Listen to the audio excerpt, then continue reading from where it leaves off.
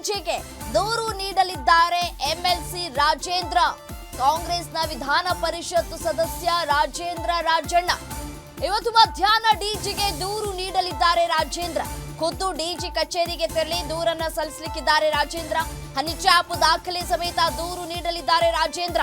ತಂದೆ ಕೆಎನ್ ರಾಜಣ್ಣ ದೂರಿನ ನಂತರ ಪುತ್ರ ರಾಜೇಂದ್ರ ದೂರನ್ನ ಕೊಡ್ಲಿಕ್ಕಿದ್ದಾರೆ. ತೀವ್ರ ಕುತೂಹಲಕ್ಕೆ ಕೂಡ ಕಾರಣ ಆಗ್ತಾ ಇದೆ ಈ ಒಂದು ಹನಿ ಟ್ರ್ಯಾಪ್ ಕೇಸ್. ದೂರನ್ನ ಕೊಟ್ಟರು, ಪರಮೇಶ್ವರ್ ಅವರ ಬಳಿ ಹೋಗಿ ದೂರನ್ನ ಕೂಡ ಕೊಟ್ಟಿದ್ದಾರೆ.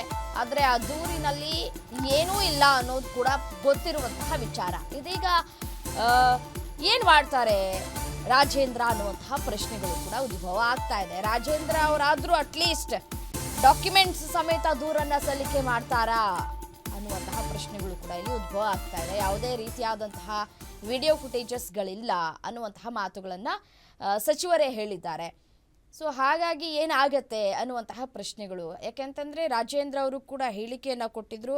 ಕಳೆದ 6 ತಿಂಗಳಿಂದಲೂ ಕೂಡ ನಮ್ಮ ಮೇಲೆ ಹನಿ ಟ್ರ್ಯಾಪ್ ಆಗುವಂತಹ ಕೆಲಸಗಳಾಗ್ತಾ ಇದೆ, ಸಾಕಷ್ಟು ಫೋನ್ ಕರೆಗಳು ಕೂಡ ಬರ್ತಾ ಇದೆ, ನಾವು ಆದರೆ ಅದನ್ನು ಇಗ್ನೋರ್ ಮಾಡುವಂತಹ ಕೆಲಸವನ್ನು ಮಾಡ್ತಾ ಇದ್ದೀವಿ ಅಂತ ಕೂಡ ಹೇಳಿದರು. ಸೊ ಅದಾದ ನಂತರ ಅವರ ತಂದೆ ಕೂಡ ಹೇಳಿದರು, ಅಂದರೆ ಸಚಿವರು ಅವರು ಕೂಡ ಹೇಳಿದರು ರಾಜೇಂದ್ರ ಅವರು.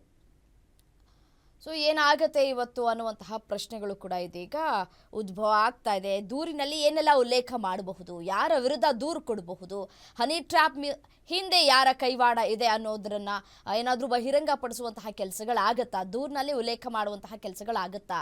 ಯಾರೋ ಮಹಿಳೆ ಅಂತ ಕೂಡ ಹೇಳಿದರು, ಆ ಮಹಿಳೆ ಯಾರು ಅನ್ನೋದನ್ನು ಮೆನ್ಷನ್ ಮಾಡ್ತಾರಾ? ಆ ಮಹಿಳೆಯ ಟೀಮ್ನನ್ನು ಹಿಡಿದು ನಾವು ಕೂಡ ಕ್ರಮವನ್ನು ತೆಗೆದುಕೊಂಡ್ವಿ, ಬುದ್ಧಿವಾದ ಹೇಳುವಂತಹ ಕೆಲಸಗಳಾಯಿತು ಅಂತ ಕೂಡ ಹೇಳಿದ್ರಲ್ಲ. ಸೊ ಆ ಮಹಿಳೆ ಯಾರು, ಆ ಮಹಿಳೆಯ ಟೀಮ್ ಯಾವ ರೀತಿಯಾಗಿ ಇತ್ತು, ಆ ಟೀಮ್ ಯಾವ ರೀತಿಯಾಗಿ ವರ್ಕ್ ಮಾಡ್ತು, ಹನಿ ಟ್ರ್ಯಾಪ್ ಮಾಡೋದಕ್ಕೆ ಏನು ಕಾರಣ ಅಂತೆ. ಸೊ ಎಲ್ಲವನ್ನೂ ಕೂಡ ದೂರಿನಲ್ಲಿ ಉಲ್ಲೇಖ ಮಾಡ್ತಾರಾ ಅನ್ನುವಂತಹ ಪ್ರಶ್ನೆಗಳು ಕೂಡ ಇಲ್ಲಿ ಉದ್ಭವ ಆಗ್ತಾ ಇದೆ. ಏನು ಕೊಡ್ತಾರೆ ದೂರಿನಲ್ಲಿ, ಏನು ಸಲ್ಲಿಕೆ ಮಾಡ್ತಾರೆ, ಯಾರ ವಿರುದ್ಧ ದೂರು ಕೊಡ್ತಾರೆ ರಾಜೇಂದ್ರ ಅವರು ಅನ್ನುವಂತಹ ಪ್ರಶ್ನೆಗಳು ಕೂಡ. ಯಾಕೆಂತಂದರೆ ಯಾರ ಮಹಿಳೆ ಅನ್ನೋದು ಕೂಡ ಇನ್ನೂವರೆಗೂ ಕೂಡ ಯಾರು ಬಹಿರಂಗಪಡಿಸಿಲ್ಲ. ಸೊ ಯಾರು ಮಹಿಳೆ ಅನ್ನೋದು ಗೊತ್ತಿಲ್ಲ ಅನ್ನೋದನ್ನು ಕೂಡ ಒಂದು ಕಡೆ ಸಚಿವರು ಕೂಡ ಹೇಳಿದರು. ಸೊ ಯಾಕೆಂತಂದರೆ ಹಿಡಿದು ತಳಿಸಿದ್ವಿ, ಬುದ್ಧಿವಾದ ಹೇಳಿದ್ವಿ, ಕಳುಹಿಸಿದ್ವಿ ಅನ್ನಂತಹ ಸಂದರ್ಭದಲ್ಲಿ ಫೋಟೋಸ್ಗಳಾದರೂ ತಕ್ಕೊಂಡಿರ್ತಾರೆ, ವಿಡಿಯೋಗಳಾದರೂ ಮಾಡಿರ್ತಾರೆ. ಸೊ ಅದು ಮಾಡಿರಲ್ವಾ ಅನ್ನುವಂತಹ ಪ್ರಶ್ನೆಗಳು ಕೂಡ ಇಲ್ಲಿ ಉದ್ಭವ ಆಗತ್ತೆ. ಸೊ ಹಾಗಾಗಿ ಯಾರ ವಿರುದ್ಧ ದೂರು ಕೊಡ್ತಾರೆ, ಯಾವ ರೀತಿಯಾಗಿ ದೂರು ಕೊಡ್ತಾರೆ, ಮನವಿಯ ಮಾಡ್ಕೊಳ್ತಾರಾ, ಏನು ಕತೆ, ಅಥವಾ ಸಪ್ರೇಟಾಗಿ ಟೀಮ್ ರಚನೆ ಮಾಡಿ ಇದನ್ನು ತನಿಖೆ ಮಾಡುವಂತಹ ಸಾಧ್ಯತೆಗಳು ಇದೆಯಾ ಅನ್ನುವಂತಹ ಪ್ರಶ್ನೆ. ಹೈಕಮಾಂಡ್ ಈಗಾಗಲೇ ಇದಕ್ಕೆ ಮಧ್ಯಪ್ರವೇಶ ಕೂಡ ಮಾಡಿದೆ.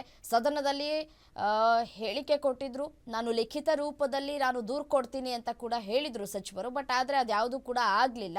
ಹೈಕಮಾಂಡ್ ಅದಕ್ಕೆ ಬ್ರೇಕ್ ಹಾಕುವಂತಹ ಕೆಲಸವನ್ನು ಮಾಡಿದೆ ಅಂದಂಗೆ ಕಾಣಿಸ್ತಾ ಇದೆ.